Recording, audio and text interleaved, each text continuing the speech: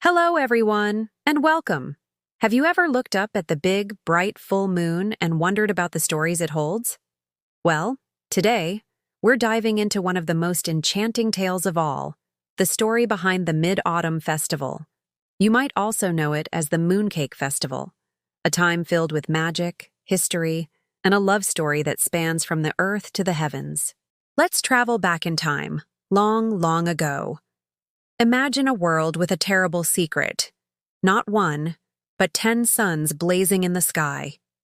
These 10 golden brothers would fly across the heavens together, scorching the earth until it was a barren wasteland. The plants withered and died, the rivers evaporated into steam, and people suffered terribly, struggling to find enough food or water to survive. It was truly a time of great misery. But in these desperate times, a hero emerged.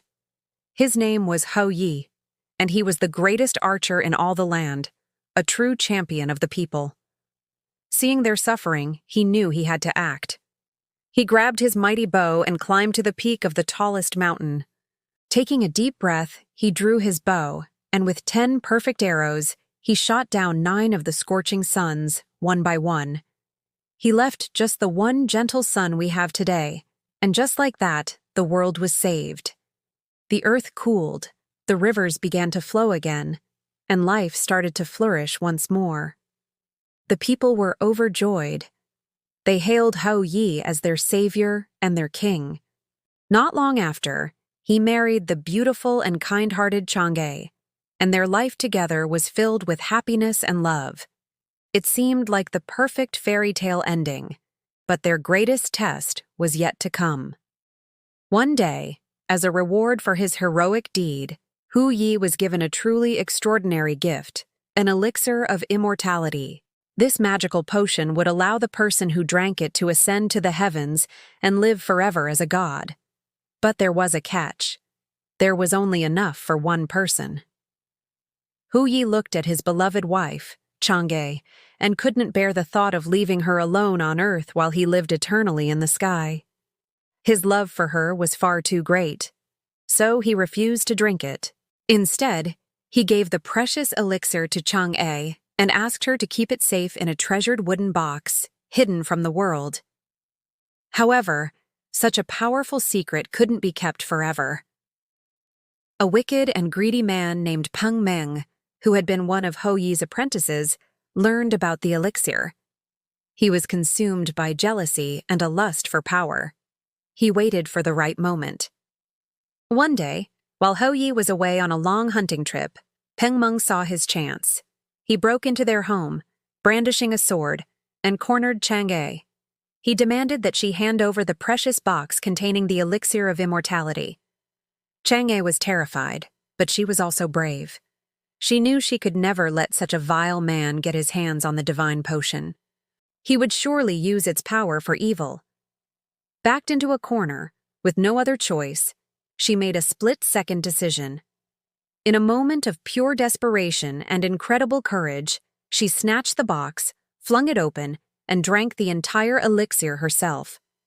The effect was immediate. As soon as the magical liquid touched her tongue, she felt her body become strangely light, as if she were made of air. She began to float. Lifted by an unseen force, she drifted out of the window, rising higher and higher into the sky.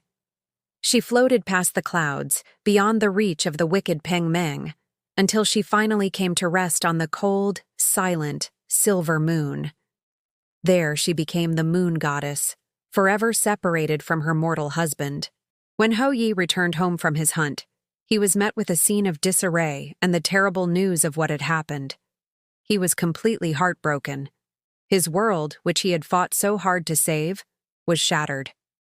Overcome with grief, he ran out into his garden and stared up at the bright full moon, calling out his wife's name. As he looked closer, he thought he could see a faint shadow moving on the lunar surface, a figure that looked just like his beloved Chang'e, dancing in the pale moonlight. From that night on, his heart ached for her. Every evening, he would set up a table in his garden, facing the moon.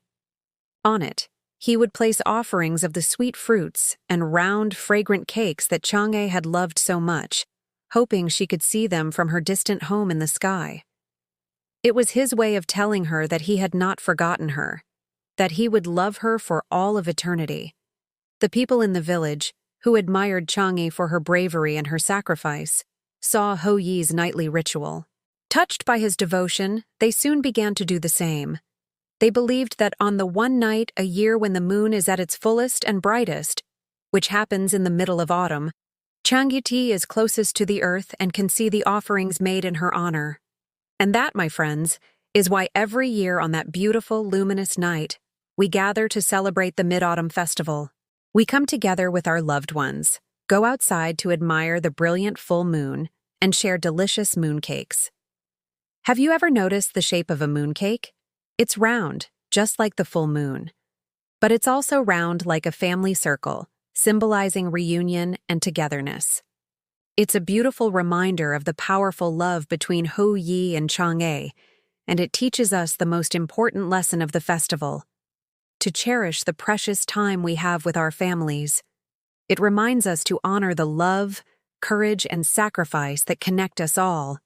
So the next time you see a full moon, think of Chang'e, the brave goddess who lives there. And the next time you share a mooncake with your family, remember this story and the importance of being together.